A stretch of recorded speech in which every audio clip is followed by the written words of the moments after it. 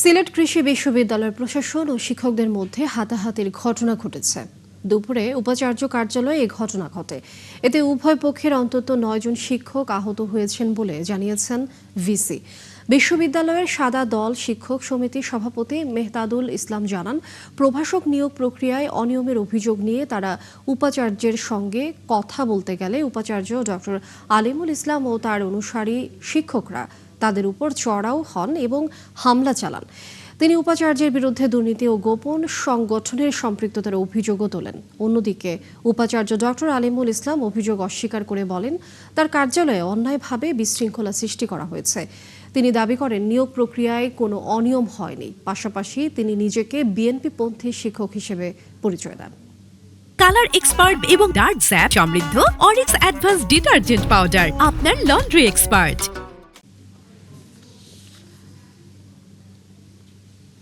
দর্শক, এই বিষয়ে বিস্তারিত জানবো। আমাদের সহকর্মী হোসেন আহমেদ সুজাত যুক্ত হচ্ছেন সিলেট থেকে এই মুহূর্তে।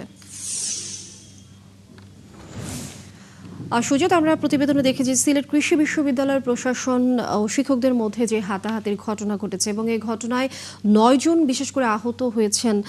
একটু জানতে চাই যে প্রশাসন ও শিক্ষকদের মধ্যে এখনকার কি অবস্থায় রয়েছে, আপনি কেমন দেখছেন সেখানকার পরিস্থিতি, এবং দুই পক্ষের বক্তব্য এই বিষয়ে কি রয়েছে, কি তথ্য আছে এই মুহূর্তে?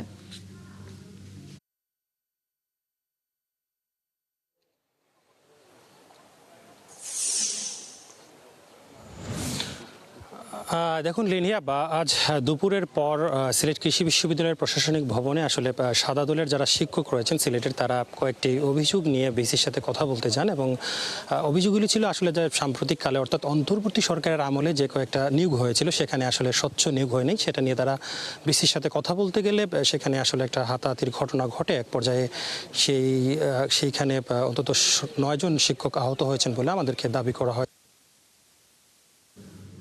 দর্শক, দুঃখিত, সংযোগটি বিচ্ছিন্ন হয়ে গেছে। আমরা নিশ্চয়ই আবারও যুক্ত হবার চেষ্টা করব এবং সেখানকার খবরাখবর নিশ্চয়ই আপনাদেরকে জানানোর চেষ্টা করব।